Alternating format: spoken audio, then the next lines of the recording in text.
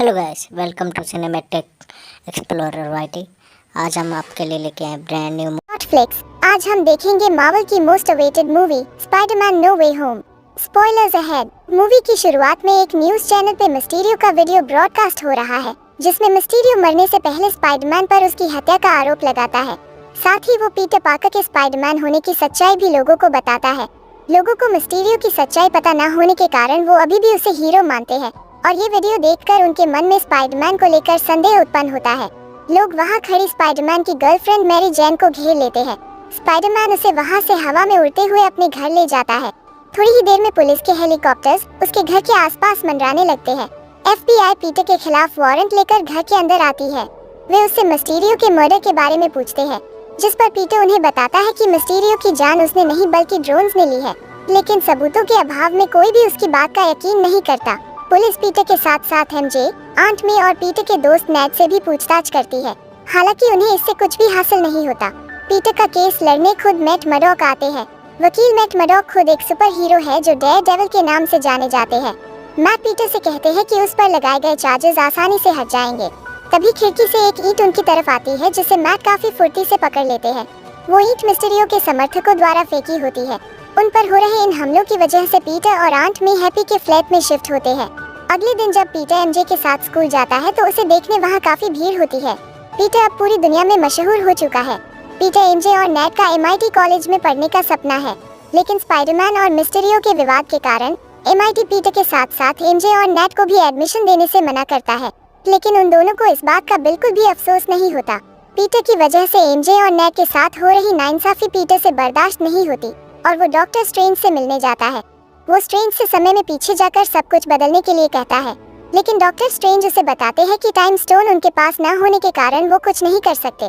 तभी doctor strange के दिमाग में एक सुझाव आता है। वो उससे कहते हैं कि वो सभी लोगों के दिमाग से पीटर पार्कर ही स्पाइडरमैन है, इस याददाश्त को मिटा सकते हैं। इससे सब कुछ पहले की तरह हो जाएगा। जब डॉक्टर मंत्र पढ़ रहे होते हैं तभी पीटर उन्हें रोकता है और जादू कुछ इस तरह से करने के लिए कहता है कि उसके दोस्त और परिवार को उसके बारे में सब याद रहे। पीटर के डिस्टर्ब करने की वजह से डॉक्टर स्ट्रेंज का ध्यान भटक जाता है और वो मंत्र पढ़ना बंद करते हैं। जब उन्हें पता चलता है कि पीटर कॉलेज से एडमिशन की गुजारिश किए बिना सीधे उसके पास आया है, वो उसे पहले कॉलेज के सामने अपना पक्ष रखने की सलाह देते हैं। पीटर MIT की वाइस चांसलर से मिलने निकलता है। वो उसे ट्रैफिक में फंसी मिलती है। पीटर उन्हें अपनी बात बता ही रहा होता है कि उसे कुछ गड़बड़ महसूस होती है। वो देखता है कि लोग भाग रहे हैं। पीटर वाइस चांसलर को यहाँ से निकलने के लिए कहता है, लेकिन उनकी कार का दरवाजा नहीं खुल रहा होता, जिस कारण वो वहीं पर फंस जाती है। एकदम से ब्रिज तोड़कर डॉक्टर ऑटो ऑक्टेवियस बाहर आता है। उसके बाद दोनों में घमासान लड़ाई होती है। ऑक्टेवियस स्पाइडरमैन को अपने शिकंजों में जकड़ता है और उसका सूट फाड़ता है। सूट के नैनो पार्टिकल्स उसके शिकंजों पर चढ़ने लगते हैं। वो पीटर को मारने के लिए उस पर वार करता है। तभी पीटर का नकाब उतर जाता है। इस नए पीटर को देखकर ऑक्टेवियस रुक जाता है और उसे तुम कौन हो ये पूछता है। तभी पीटर के सूट की AI सिस्टम पीटर को बताती है कि नैनो पार्टिकल्स लगे शिकंजे अब उसकी कंट्रोल में है। ऑक्टेवियस को कुछ समझ नहीं आ रहा होता, क्योंकि उसके शिकंजे उसका आदेश मानने की बजाय पीटर का आदेश मान रहे थे। पीटर उन शिकंजों की मदद से वाइस चांसलर की कार को वापस रोड पर ले जाता है और ऑक्टेवियस को अपने काबू में लेता है। तभी रोड पर एक धमाका होता है और ग्रीन गोब्लिन की एंट्री होती है। तभी डॉक्टर स्ट्रेंज पीटर और ऑक्टेवियस को किसी दूसरी जगह टेलीपोर्ट करते हैं। वो ऑक्टेवियस को एक चैम्बर में बंद करते हैं।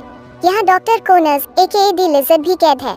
डॉक्टर स्ट्रेंज आगे उसे बताते हैं कि मंत्र के साथ छेड़छाड़ करने की वजह से उसका उल्टा असर हुआ है, और दूसरे यूनिवर्स से भी जो लोग ये बात जानते हैं कि पीटर पार्कर ही स्पाइडरमैन है, वे सब मंत्र की शक्ति द्वारा इस यूनिवर्स में खींचे गए हैं। वो पीटर को इन सभी लोगों को पकड़कर यहाँ लाने के लिए कहते हैं और पीटर को एक शक्ति देते हैं, जिसकी मदद से पीटर के किसी को भी छूते ही वो इंसान चेम्बर में बंद हो जाएगा। अगले सीन में दिखाया जाता है कि पीटर उसके दोस्तों के साथ उनको पकड़ने की तैयारी कर रहा है।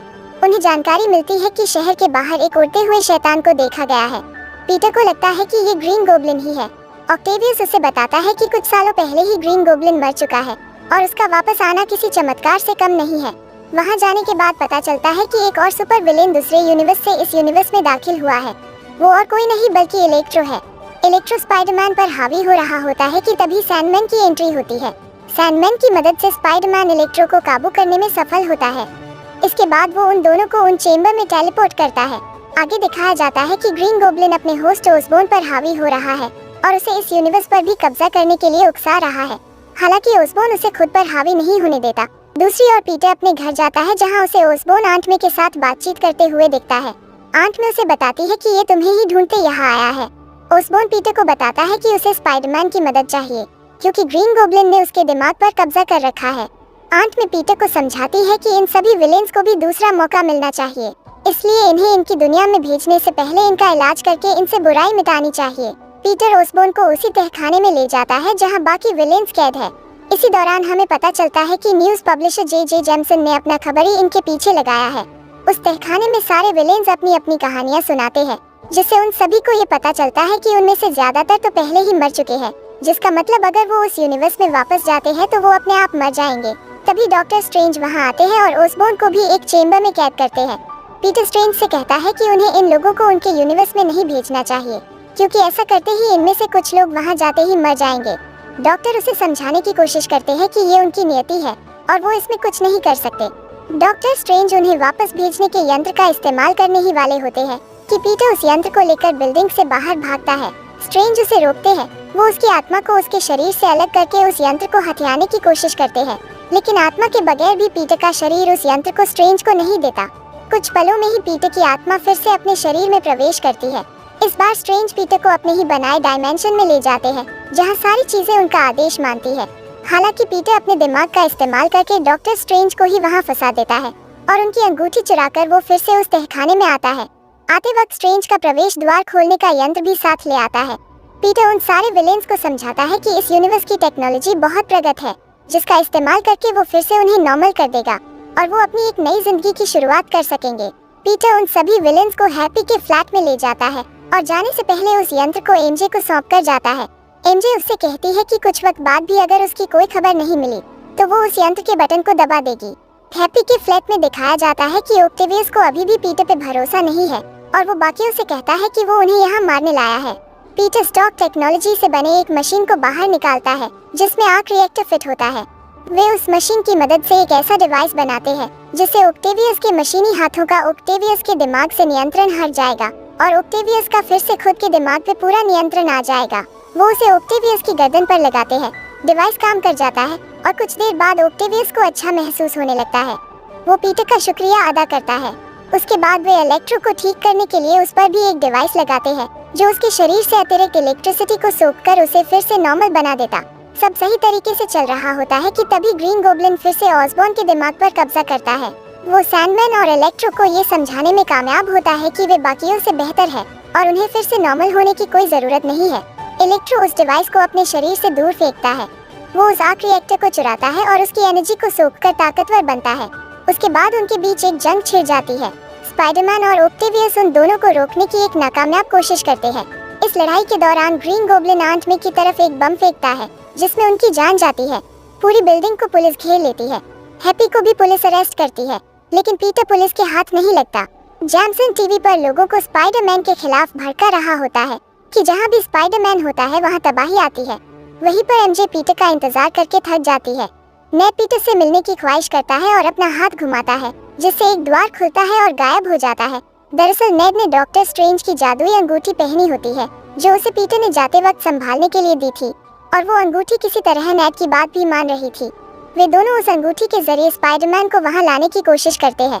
द्वार खुल जाता है और उसमें से स्पाइडरमैन अंदर आता है, लेकिन ये स्पाइडरमैन वो नहीं जिसका इंतजार एमजे और नेड कर रहे थे।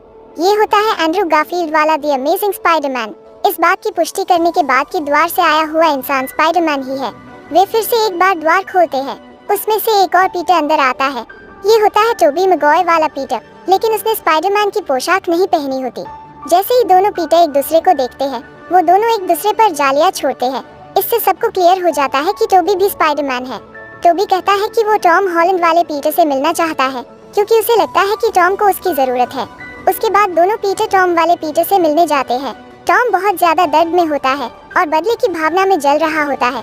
टोबी और एंड्रू उसे समझाते हैं कि उन्होंने भी उनके अपनों को खोया है, इसलिए वो उसके दर्द को समझ सकते हैं, लेकिन हमें बदले की भावना को खुद से दूर रखना चाहिए और हमेशा सही रास्ता चुनना चाहिए। उसके बाद वे तीनों सभी विलेन्स को हराने के लिए साथ में तैयारी करते हैं।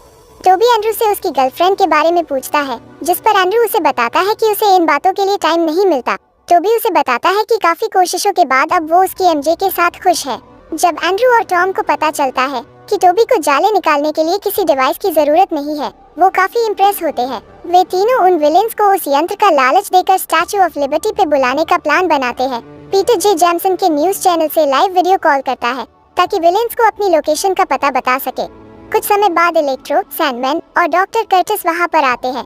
तीनों स्पाइडरमैन एक अच्छा टीम वर्क दिखाते हुए सैंडमैन को फिर से नॉर्मल बनाने में कामयाब होते हैं। वो डॉक्टर कर्टिस को एक जगह बांध देते हैं और इलेक्ट्रो की तरफ बढ़ते हैं, लेकिन इलेक्ट्रो उन तीनों पर हावी होता है और उन्हें बुरी तरह से घायल करता है। तभी ऑक्टेवियस भी वहाँ पर आता है और वो तीनों स्पाइडरमैन को अपने शिकंजों में जकड़ लेता है।